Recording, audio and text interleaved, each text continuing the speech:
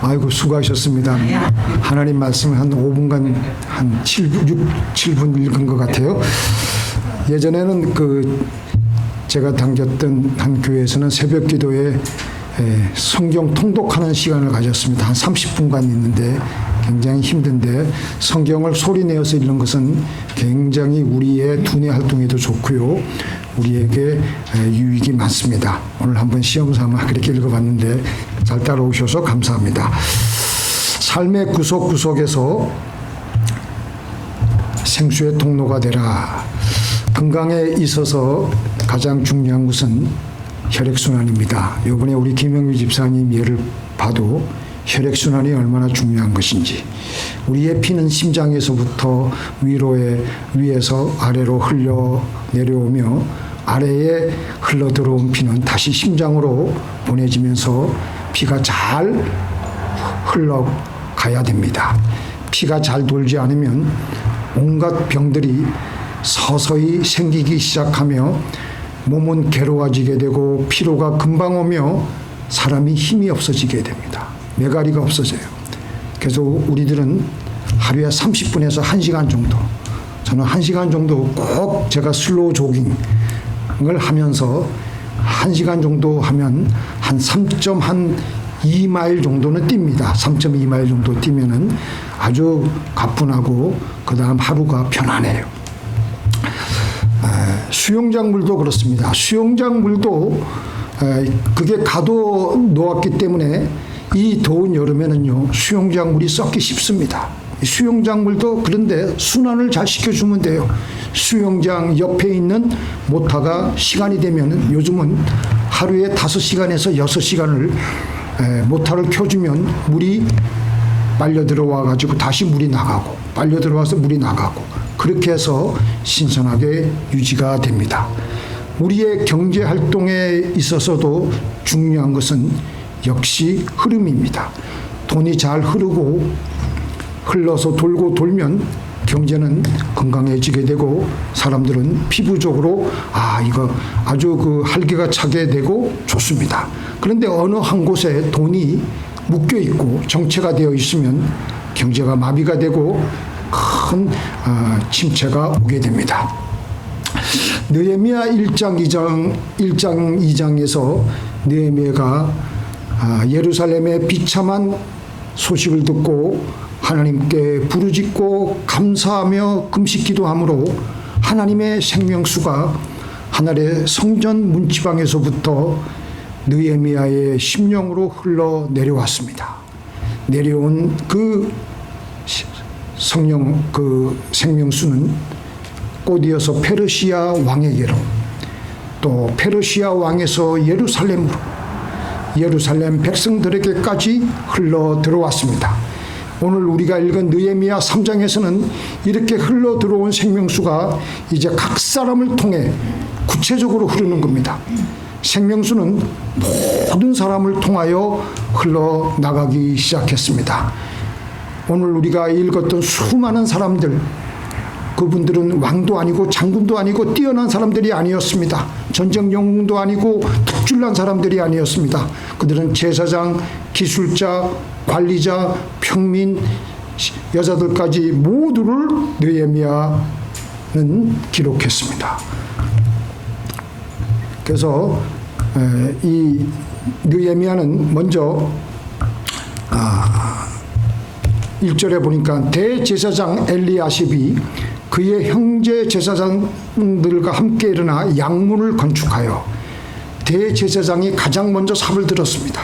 성전에서 제사만 드리던 그 손이 흙을 만지고 돌을 쌓는 손이 이제는 된 것입니다. 그 다음에는 뭐가 있습니까? 금장색 할헤야의 아들 우시엘 등이 중수하였고, 그 다음은 향품 제조업자 하냐냐 등이 중수하되, 여기서 중수하다라는 것은 부서진 옛것을 다시 고치고 보수를 한다라는 뜻입니다. 이 금장색 할레야의 아들 우시엘 등이 중수했다는 것은 금을 세공하던 섬세한 손이, 향품을 조제하던 예민한 손이 이제는 성벽에 돌을 쌓는데 투여되는 겁니다. 그 다음에 3장 9절에 보니까 그 다음은 예루살렘 지방 절반을 다스리는 자 하루마베 아들 르바야가 중수하였고, 르바야는 누굽니까? 행정을 맡은 고위 관리입니다. 책상에서만 앉아있지 않고 성벽에 돌을 쌓기 시작했습니다. 그 다음에 12절, 그 다음은 할로헤스의 아들 예루살렘 지방 절반을 다스리는 살롬과 그의 딸들이 중수하였고, 아버지와 함께 그 딸들이 성벽 쌓는 일에 나왔습니다. 이름도 알려지지 않는 그 딸들이 돌을 나르고 흙을 이겨서 성벽을 쌓고 있는 겁니다. 그리고 그 다음은 13절, 그 다음은 한운과 산우와 주민들이 중수하여 한 가문이, 한 지역 주민 전체가 다 나섭니다. 이렇게 대제사장, 금장색, 향품 제조업자, 관리, 평민, 그리고 심지어는 이름이 남지 않은 그 딸들까지, 이 모든 사람들이 성벽 재건이라는 하나의 역사에 참여하기 시작했습니다. 하나님의 일은 소수의 특별한 사람들만을 통해서 이루어지진 않습니다. 하나님의 생명수는 오직 특별한 은사를 가진 몇 사람에게만 흘러가지 않았습니다. 제사장의 손에도, 기술자의 손에도, 관리자의 손에도, 그리고 이름조차 남아있지 않는 여성들의 손에도 생명수는 똑같이 흘러갔습니다. 제가 읽어드릴게요. 몸은 하나인데 많은 지체가 있고 몸에 지체가 많으나 한 몸임과 같이 그리스도도 그러하니라. 이게 바로 우리 교회의 이 몸의 기능에 대해서 설명하고 있는 겁니다. 바울이 고린도 교회에 쓴 편지는 이미 오늘 우리가 읽은 느헤미야의 시대의 예루살렘 성벽 재건 앞에서 그 몸의 원리가 어떻게 이루어지고 있는지를 잘 보여주고 있습니다. 성벽 전체를 대제사장 엘리야셉 혼자 쌓아야 했다면 어떤 일이 생겼겠습니까? 아무리 그가 제사장이라고 하더라도 그 넓은 성벽을 혼자서는 다 감당할 수 없는 겁니다. 만약 온 성벽을 관원인 르바야가 혼자 감당했다면 어떠했겠습니까? 행정력만으로 그 넓은 성벽을 쌓을 수 없습니다. 제사장은 제사장의 자리에서, 금장색은 금장색의 자리에서, 관리자는 관리자의 자리에서, 살룸의 딸들은 자기들의 맡겨진 자리에서 각자 자기에게 맡겨진 구간을 감당함으로 비로소 성벽 전체가 완성되었습니다. 그래서 너희는 그리스도의 몸이요 지체의 각 부분이라. 생명수는 백성들에게 구석구석 다 흘러가기 시작했습니다. 어느 한 곳이라도 나는 별 볼 일 없으니까 흐르지 않아도 된다 라고 하면 바로 그곳에서부터 개사가 시작되면서 썩어 들어가며 전체 공동체가 힘들어지게 되는 겁니다. 어떤 자리든, 우리가 앉아있는 우리의 삶의 어떤 자리든 우리를 통해서, 개개인 나라는 존재를 통해서 하나님의 생명수가 흘러가야 됩니다. 천국에 갔을 때 하나님께서 우리에게 뭘 물어보시겠습니까? 이 땅에서 우리가 유명하고 큰 업적을 쌓은 것들을 물어보실까요? 제가 생각을 해봤습니다. 하나님께서는 과연 그런 것들에 관심이 있으실까? 하나님은 이 땅에서 우리가 살아갈 때 우리 각자에게 맡겨진 자리에서 하나님의 일을 얼마나 하나님을 사랑하는 마음으로 충성했는가. 그래서 천국에 갔을 때 하나님께서 물으실 것은 너 얼마나 유명했느냐, 너 얼마나 이 땅에서 큰 업적을 쌓았느냐, 너 얼마나 큰 교회를 이루었느냐, 그거 아닙니다. 하나님께서 우리에게 물으실 단 하나의 질문은 너는 내가 맡겨진 그 자리에서 얼마나 나를 사랑하며 충성했느냐. 대제사장 엘리야셉에게는 양문이라는 자리가 맡겨졌습니다. 샬롬의 딸들에게는 이름도 남지 않는 그 구간이 맡겨졌습니다. 하나님은 그들에게 왜 너는 엘리야셉처럼 큰 자리를 왜 맡지 못했느냐 묻지 않으십니다. 오직 내게 맡겨진 그 삶의 자리에서 너는 얼마나 충성했느냐를 물으실 것입니다. 하나님이 생각하는 것과 우리가 생각하는 것은 틀립니다. 사무엘상 16장에서 하나님은 이새의 아들 여러 아들 중 외모도 뛰어나고 키도 큰 형들을 다 물리치셨습니다. 들에서 양이나 치던 깨제제한 막내 다윗을 하나님은 택하셨습니다. 그러시면서 하나님은 말씀하십니다. 궁금해하는 사무엘 선지자에게 나 여호와는 중심을 보느니라. 하나님은 사람이 보는 외모를 보지 않으십니다. 사람은 외형적인 것을 보시지만 하나님은 그 사람 안에 있는 마음 중심을 보십니다. 가난한 과부가 헌금함에 넣은 2렙돈을 예수님은 지켜보시고 그 자리에서 부자들은 많은 헌금을 내었지만 예수님의 말씀은 어떤 말씀이셨습니까? 이 가난한 과부는 이 자리에 있는 연복계에 넣은 모든 사람보다 많이 넣었다. 사람들은 헌금의 액수를 보지만 예수님은 가지고 있는 전부를 드린 마음을 보셨습니다. 대제사장이든 금장색이든 향품 장사이든 샬룸의 딸들이든 하나님께서는 각 사람에게 맡겨진 자리에서 온 마음을 다해 사랑하는 마음으로 맡겨진 일을 하기를 원하십니다. 자, 우리 맨 끝에 한번 같이 읽어볼까요? 우리가 천국 가서 하나님으로부터 들어야 될 이 칭찬이 바로 이 말씀이신 것입니다. 시작. 잘하였도다 착하고 충성된 종아, 내가 작은 일에 충성하였음에 내가 많은 것을 내게 맡기리니. 하나님은 우리의 일의 크기보다 우리의 마음 중심을 보시고 충성을 보십니다. 그래서 하나님은 대제사장, 금장색, 향품 장사, 이름 없는 사람들의 이름을 다 하나님은 기억하고 계세요. 사람들은 몰라줘도 하나님은 우리 각자에게 있는 사랑과 충성을 귀하게 여기시고 상급을 주실 것입니다. 그 다음에 두 번째, 첫 번째 제가 설명을 안 했는데 생명수는 모든 사람을 통하여 흘러나가기 시작했습니다. 두 번째는 생명수는 자기 맡은 구간으로 흘러갔을 때 그들의 순종함으로 생명수를 다시 흘려보낼 때 역사가 일어납니다. 3장 10절 한번 보겠습니다.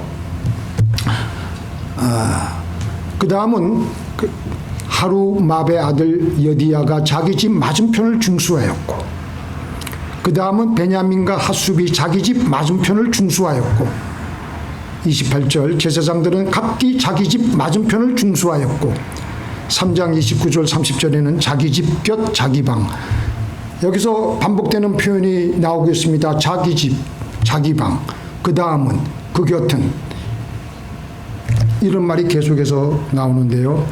느헤미야는 이 성벽 쌓는 일을 아무렇게나 맡기지 않고 각 사람의 성격, 형편과 책임을 고려하여 가장 적합한 구간을 맡겼습니다. 어떤 사람에게는 자기 집 맞은편을 맡겼습니다. 매일 보는 곳이고 가족을 지키는 자리이기에 누구보다도 그 자리를 잘 책임감 있게 일을 할 수가 있기 때문입니다. 또 다른 사람에게는 그 다음 구간, 그 곁에 구간을 맡겼습니다. 이렇게 느헤미야로부터 예루살렘 성벽 재건 명령을 받았을 때 예루살렘 백성들은 흔쾌히 순종하며 예루살렘 성벽의 재건을 이루는 대역사를 이루어내가기 시작하였습니다. 다시 이 말씀을 성전에서 흘러내려온 생명수, 하늘나라 성전 문지방에서부터 흘러내려온 생명수가 느헤미야의 부르짖는 기도를 통해서 흘러들어와서 이제는 예루살렘에 있는 유다 백성들에게 흘러들어왔을 때 그곳에 있는 백성들은 하나님을 사랑하는 마음으로 순종하여서 자기네들에게 흘러들어온 생명수를 하나님께 다시 흘려보내었습니다. 이해가 되세요? 생명수가 흘러왔잖아요. 느헤미야가 하나님의 그 큰 은혜를 가지고 하나님께서 주신 그 계시를 가지고 백성들에게 성벽 재건을 하라는 그 명령을 백성들에게 하니까 백성들은 그 말을 하나님의 말씀으로 받아들이고 순종했다는 겁니다. 그것은 자기네들에게 흘러온 생명수를 하나님께 다시 흘려보내는 거예요. 그렇게 해서 그들은 하나님의 생명수를 흘려보내는 생명수의 통로가 되기를 주저하지 않았던 것입니다. 우리의 심장에서 나온 피는 큰 대동맥에서, 그 다음에 굵은 혈관에서, 또 작은 혈관으로, 작은 혈관에서 모세혈관으로 계속 연결되어 손끝과 발끝까지 흘러갑니다. 수많은 혈관으로 흐를 때 우리의 온몸이 썩지 않고 살아나게 됩니다. 우리의 삶에서 하나님의 생명수가 우리를 통해서 흐를 때 이 흐름을 통해서 우리에게는 생명이 넘쳐나게 됩니다. 제가 이 생명과 흐름에 대해서 설명을 잘 드리기 위해서 이 종구의 이 형광등도 마찬가지예요. 저기 불도 그렇고 이게 불이 들어오려면 어떻게 해야 되냐면요. 먼저 그 오른쪽에 왼쪽이군요. 여기서 왼쪽을 보면은 왼쪽에서 이렇게 불이 들어오는 것은 플러스에서 이렇게 불이 들어오는 거예요. 근데 그렇게만 들어와 있다고 하더라도 불은 들어오지 않습니다. 우리가 스위치를 켜가지고 마이너스로 완전히 돌아가게 해서 다시 전류가 흐를 때만이 그 불이 들어오게 됩니다. 이해가 되세요? 발전소에서 아무리 우리에게 수많은 전력을 갖다가 놔도 우리가 스위치를 켜지 않으면, 이 마이너스로 다시 전류가 흘러 들어가지 않으면 불은 켜지지 않습니다. 우리가 부르짖고 기도함으로 우리에게 하나님의 생명수가 우리에게 내려진 것은 플러스입니다. 그런데 이미 받은 것을 믿음으로 하나님께 충성하며 일을 함으로 하나님께 도로 흘려보내는 것은 마이너스가 되는 것입니다. 그래서 흐름이 발생합니다. 이해가 되세요? 조금 더.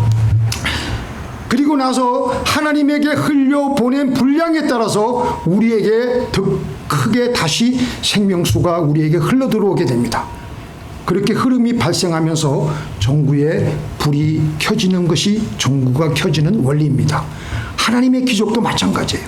하나님의 기적이 우리 눈에 보이는 현실로 다가오게 되는 것은 하나님께서 주신 그 생명수를 우리가 다시 그 감사함으로 우리가 하나님께 충성하고 봉사할 때, 다시 하나님께 흘려보낼 때 흐름으로 생명이 되는 것입니다. 자, 우리 레위기 17장 11절 같이 읽겠습니다. 육체의 생명은 피에 있음이라. 내가 이 피를 너희에게 주어 제단에 뿌려 너희의 생명을 위하여 속죄하게 하였나니 생명이 피에 있으므로 피가 죄를 속하느니라. 육체의 생명은요, 피가 흐를 때 있습니다. 피가 몸 안에 있기만 한다고 해서 생명이 되는 것은 아니에요. 피가 심장에서 온몸으로 끊임없이 흐를 때 생명이 됩니다. 손끝과 발끝, 온몸의 모세혈관까지 피가 흐르고 흘러가고 흘러와야 우리 몸에 생명이 넘쳐나게 됩니다. 이 흐름이 멈추면 그것은 생명을 잃고 병들기 시작하는 것입니다. 하나님께서 우리에게 부어주시는 생명수도 우리 안으로 흘러 들어오기만 해서는 안 됩니다. 흘러 들어온 생명수는 다시 우리의 말과 행동, 섬김과 순종을 통해서 하나님에게 또 다른 사람에게로 흘러나가야 됩니다. 그래서 흐름이 발생해야 됩니다. 생명은 언제나 흐름 속에 있습니다. 생명은 축적되는 것이 아니라 흘러야 되는 것입니다. 피는 흐르기 때문에 생명이고 물은 흐르기 때문에 썩지 않습니다. 하나님의 생명수도 내 안에만 머물면 영적인 정체가 일어나지만 하나님께서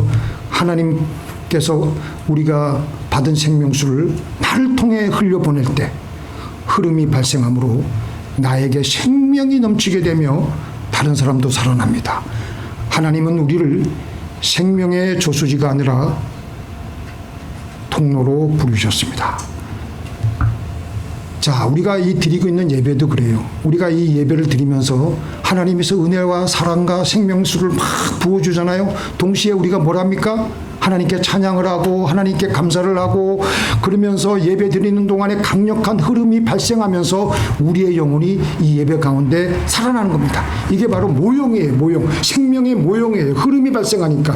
그렇게 해서 예배 때 받은 놀라운 생명을 가지고 예배당을 나서면서부터 그때부터 우리는 우리의 삶 속에서 하나님을 향해 또 충성과 순종을 흘려보내고 이웃을 향해서 사랑을 흘려보내므로 더 큰 하나님의 사랑이 우리에게 흘러들어오므로 이 흐름이 강력해지며 우리의 삶에 불이 켜지게 되므로 생명이 넘쳐나게 됩니다. 자, 우리 다 같이 시편 50편 23절 시작. 감사로 제사를 드리는 자가 나를 영화롭게 하나니 그 행위를 옳게 하는 자에게 내가 하나님의 구원을 보이리라. 하나님은 이미 우리를 축복하셨습니다. 내 발밑까지 하나님의 생명수를 흘려보내 주셨습니다. 그걸 찾아야 돼. 그걸 잘 찾아야 돼. 우리가 숨은 그림 찾기처럼 그걸 잘 찾아가지고 우리에게 생긴 좋은 일을 찾아내어가지고 감사함으로 흐름이 발생함으로 생명이 생기며 풍성한 축복이 주어지게 됩니다. 우리 예수님께서 오병이어의 기적을 일으키실 때 어떻게 하셨습니까? 광야에 수많은 사람들이 지금 며칠 동안 지금 예수님의 말씀을 듣고 하다 보니까 음식은 다 떨어져가지고 지금 배가 고파가지고 힘든 상황이었어요. 근데 지금 딱 가지고 온 것은 오병이어밖에 없었습니다. 그때 예수님께서 그 오병이어를 가지고 축사하시고 감사하셨습니다. 그러니까 흐름이 발생하게 하셨습니다. 그러자 광야에 2만 명이나 되는 군중을 오병이어로 다 먹이고도 남는 하나님의 기적이 일어나게 된 것입니다. 마지막으로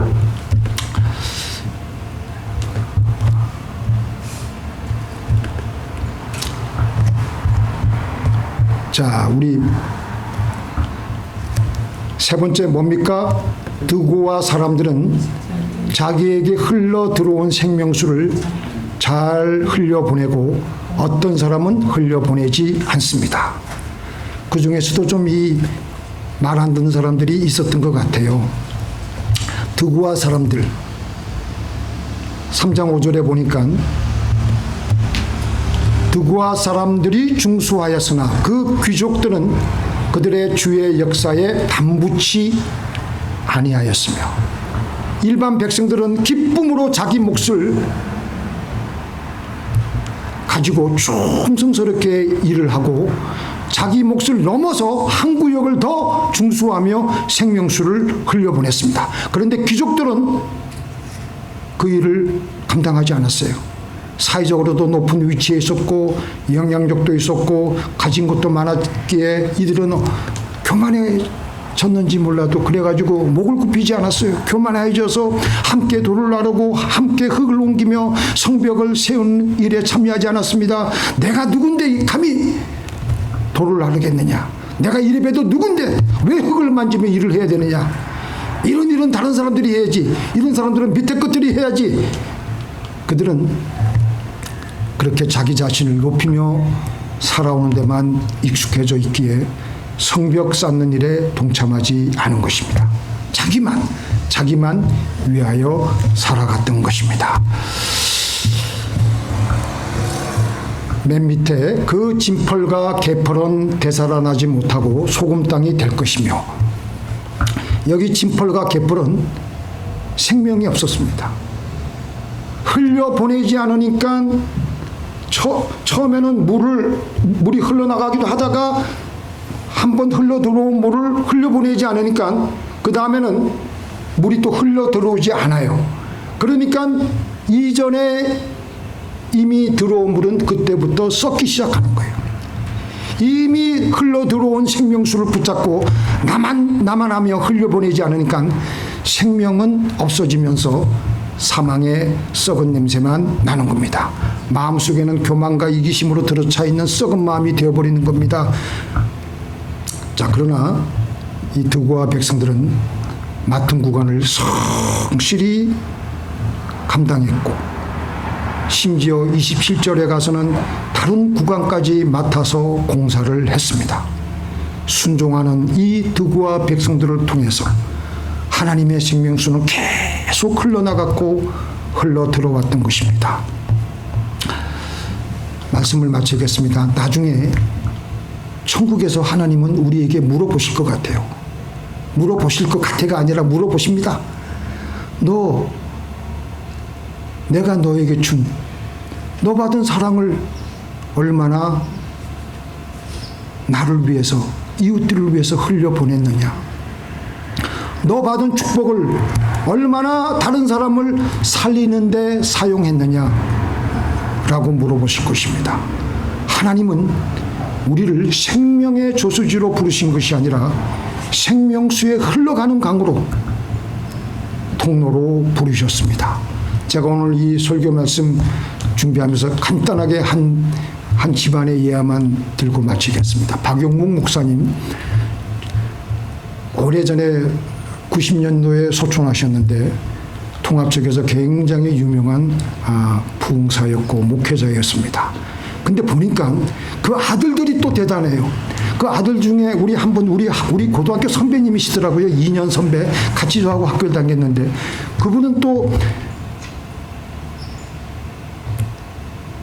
의사가 돼가지고 월남에 가가지고 선교하다가 그렇게 선교 사역을 또 감당하다가 치료하다가 바쁜 일정을 소화하다가 거기서 또 소천을 했다는 것입니다. 그 집안을 보면서 야, 정말 이렇게 복된 집안이 있구나, 이렇게 복된 집안이 있구나. 그 또 형들은 또 장신대 교수하고 또 어떤 분들은 또 여러 가지로 하나님의 생명수가 그 집안에 풍성하게 흐르는 것을 제가 봤습니다.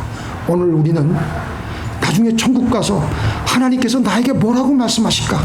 하나님께서 나에게 맡겨주신 사명 잘 감당하다가 하나님이 주신 축복을 잘 남들에게 흘려보내다가 왔습니다 라고 보고하실 수 있는 저와 여러분이 되기를 예수님의 이름으로 축원드립니다.